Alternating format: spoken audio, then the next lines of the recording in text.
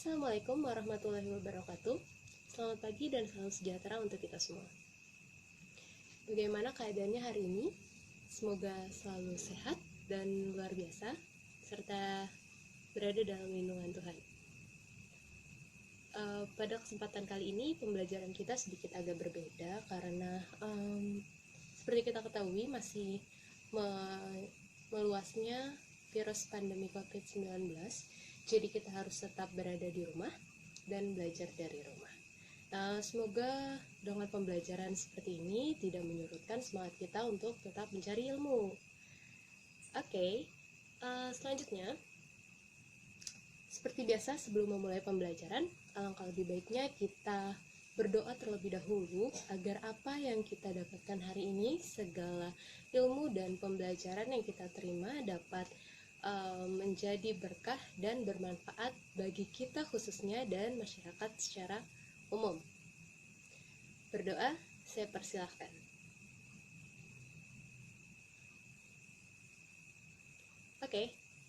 Selanjutnya saya mempersilahkan kalian, murid-muridku, untuk mengisi kolom komentar dengan menyebutkan nama sebagai bentuk daftar kehadiran atau absensi pada pertemuan kali ini. Silakan tuliskan nama lengkap serta nomor absennya ya.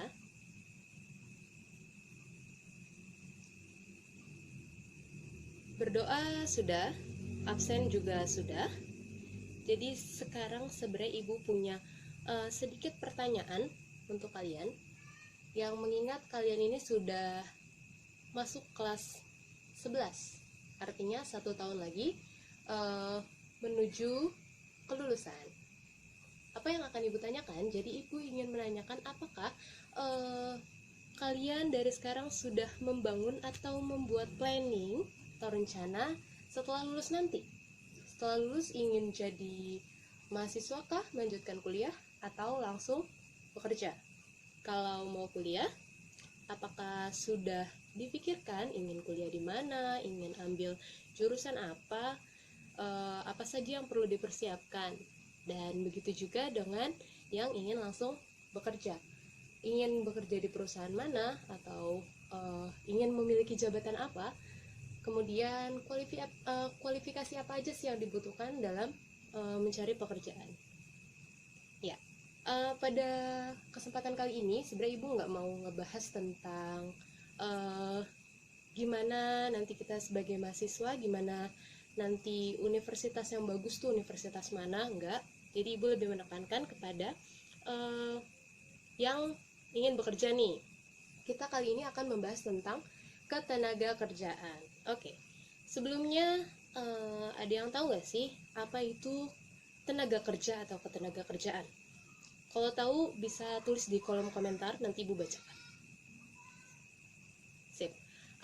Jadi menurut Undang-Undang Nomor 13 Tahun 2003 tentang ketenaga kerjaan, tenaga kerja itu adalah setiap orang atau penduduk yang mampu melakukan suatu pekerjaan guna menghasilkan barang ataupun jasa. Barang ataupun jasa ya, untuk memenuhi kebutuhannya pribadi, kebutuhannya individu, dan ataupun masyarakat. Gitu. Jadi siapa yang disebut sebagai tenaga kerja? Kita ambil contoh misalnya buruh ya, buruh handphone misalnya. Jadi dia melakukan pekerjaan yang dilakukan menghasilkan suatu produk barang, yaitu handphone. Kemudian untuk apa? Untuk dirinya pribadi dan orang lain. Dirinya pribadi berarti ia mendapatkan upah atau gaji. Terus untuk orang lain berarti orang lain dapat memenuhi kebutuhannya untuk telepon tadi gitu. Terus siapa lagi? Guru misalnya. Saya sebagai seorang guru, saya adalah tenaga kerja. Apa yang saya hasilkan? Saya menghasilkan. Guru menghasilkan apa? Produk atau jasa? Jasa ya. Guru menghasilkan jasa. Untuk siapa? Untuk saya pribadi, saya mendapatkan kompensasi berupa gaji misalnya, ataupun tunjangan-tunjangan. Dan untuk masyarakat, untuk kalian mendapatkan pendidikan gitu. Selanjutnya apa? pengertiannya tadi sudah ya. Jadi pengertian tenaga kerja itu adalah orang yang mampu atau penduduk yang mampu melakukan suatu pekerjaan yang menghasilkan barang ataupun jasa untuk dirinya pribadi dan maupun masyarakat luas. Selanjutnya, tenaga kerja itu sebenarnya ada beberapa jenis, dibagi menjadi beberapa jenis. Masyarakat umumnya tahu mengenai tenaga kerja formal dan informal. Yang misalnya nih, yang tahunya hanya pekerja kantor atau pekerja harian lepas, formal dan informal. Tapi sebenarnya ada beberapa lagi jenis tenaga kerja yang kemudian dikelompok-kelompokkan. Kita akan bahas satu-satu ya. Yang pertama ada tenaga kerja terdidik. Tenaga kerja terdidik itu adalah tenaga kerja atau seseorang yang melakukan pekerjaannya itu tetapi perlu pendidikan khusus terlebih dahulu. Dia harus menempuh pendidikan khusus secara formal terlebih dahulu. Siapa contohnya? Contohnya adalah dokter. Jadi untuk kalian yang mau lulus jadi dokter, nggak ujuk-ujuk kalian lulus SMA terus kalian buka praktek gitu, enggak ya. Jadi ada pendidikan khusus dulu yang harus ditempuh untuk menjadikan kalian sebagai ahli profesional, yaitu seorang dokter gitu. Terus kemudian ada yang kedua itu tenaga kerja terampil. Tadi yang pertama terdidik, yang kedua terampil. Tenaga kerja terampil itu adalah tenaga kerja yang dia memerlukan keahlian-keahlian khusus di suatu bidang gitu, bisa didapatkan dari pengalaman-pengalamannya ataupun dari pelatihan-pelatihan yang diikutinya. Jadi dia harus terampil mengerjakan suatu bidang gitu, biar jadi ahli di bidang itu. Misalnya apa? Misalnya musisi. Nggak semua orang bisa bermain alat musik, nggak semua orang suaranya bagus, nggak semua orang bisa menguasai notasi-notasi nada. Jadi diperlukan skill khusus atau keterampilan khusus untuk menjadi ahli di bidang itu misalnya. Terus contoh lainnya apa? Contoh lainnya ada supir bus. Gini, nggak semua orang yang bisa menyetir mobil bisa menjadi supir bus, bisa menyetir bus juga, karena itu beda ya. Kayak biasanya dia bawa mobil kecil terus tahu-tahu bawa bus, itu akan beda banget. Jadi perlu pelatihan atau pengalaman-pengalaman yang ia dapatkan untuk menjadikan dia ahli di suatu bidang. Itu disebut sebagai tenaga kerja terampil. Yang ketiga ada tenaga kerja tidak terdidik dan tidak terampil. Kenapa dikatakan demikian? Nah, jadi biasanya tenaga kerja yang tidak terdidik dan tidak terampil ini hanya mengandalkan kepada tenaga saja. Jadi dia mengeluarkan tenaganya untuk dalam pekerjaannya gitu ya. Misalnya apa? Misalnya ini kuli panggul di pasar, dia menggunakan tenaganya untuk menjalankan pekerjaannya gitu. Dia mengangkut barang, kemudian dia dibayar atau diberi upah karena tenaganya gitu. Terus apa lagi ya? Oh, ada juga yang mengkualifikasikan jenis tenaga kerja ini ke dalam 3 nama lagi, yaitu tenaga kerja lepas atau buruh lepas. Ada juga tenaga kerja kontrak. Biasanya ini ada periode-periodenya, misalnya dalam kurun waktu 3 bulan ataupun 1 tahun. Terus yang terakhir ada tenaga kerja tetap, misalnya PNS, itu dia sudah tetap ya. Terus selanjutnya, bicara mengenai tenaga kerja, sebelumnya harusnya kita perlu mengetahui dulu nih, siapa saja yang disebut atau yang dianggap sebagai angker ya bahasanya ya. Angker itu angkatan kerja. Jadi siapa aja yang disebut dengan angkatan kerja dan bukan angkatan kerja. Kita harus pisahkan itu dulu.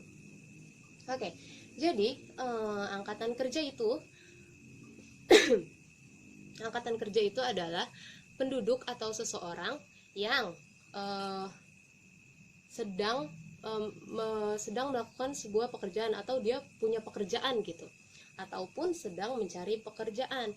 Biasanya ini masuk ke dalam usia-usia produktif antara 17 sampai 50 tahun. Siapa aja dia? Misalnya pelajar yang baru lulus SMA misalnya, atau SMK, kemudian dia sedang berusaha untuk mencari kerja, berarti dia termasuk ke dalam angkatan kerja. Ataupun ada orang yang memang sudah bekerja, dia juga disebut angkatan kerja karena dia sudah memiliki pekerjaan. Kemudian siapa lagi yang angkatan kerja? Ya, itu. Selanjutnya ada yang bukan angkatan kerja. Bukan angkatan kerja ini sebaliknya ya, jadi dia yang tidak memiliki pekerjaan atau sedang tidak bekerja dan juga sedang tidak mencari kerja. Siapa saja? Itu misalnya pelajar seperti kalian belum termasuk angkatan kerja. Kemudian mahasiswa, ibu rumah tangga ataupun pensiunan. Nah, ngomong-ngomong tentang tenaga kerja juga, setiap menjalankan sesuatu pekerjaan tentunya kita tidak terlepas dari permasalahan-permasalahan, sama halnya dengan bekerja. Jadi ada beberapa permasalahan dalam ketenaga kerjaan. Apa aja? Nah, misalnya itu gaji. Ini hal yang paling umum dan paling banyak dikeluhkan, misalnya gaji yang rendah, ataupun ada regulasi-regulasi baik dari pemerintah ataupun dari perusahaan. Kemudian kualitas tenaga kerja yang masih kurang baik. Apalagi pertumbuhan lapangan kerja yang lambat gitu. Kemudian ketidakmerataannya lapangan kerja dan PHK hingga berujung kepada para pengangguran. Nah, selanjutnya kita bahas ke penganggurannya ya. Pengangguran itu disebut juga dengan tunakarya. Tunakarya itu adalah istilah untuk seseorang yang tidak memiliki pekerjaan. Biasanya orang tidak memiliki pekerjaan sebab umumnya adalah ketidakseimbangan atau ketidaksesuaian antara si angkatan kerja atau orang-orang yang sedang mencari kerja dengan jumlah lapangan kerjanya. Jadi ada ketimpangan. Atau angkatan kerja lebih besar dari lapangan pekerjaan. Atau sebenarnya ada sebab lainnya juga, misalnya seperti kayak tadi PHK. Misalnya awalnya dia bekerja dengan baik-baik aja, terus seperti sekarang nih pada masa pandemi seperti ini, ekonomi turun, kemudian perusahaan-perusahaan mengalami penurunan juga, akhirnya perusahaan terpaksa harus memutuskan hubungan kerja. Orang-orang yang di PHK inilah menjadi pengangguran baru, itu juga salah satu sebabnya. Oke. Terus bagaimana sih mengatasi pengangguran-pengangguran ini? Yang pertama, kita harus mengembangkan dan mengasah bakat kewirausahaan kita gitu. Itu yang paling solutif sih menurut Ibu ya.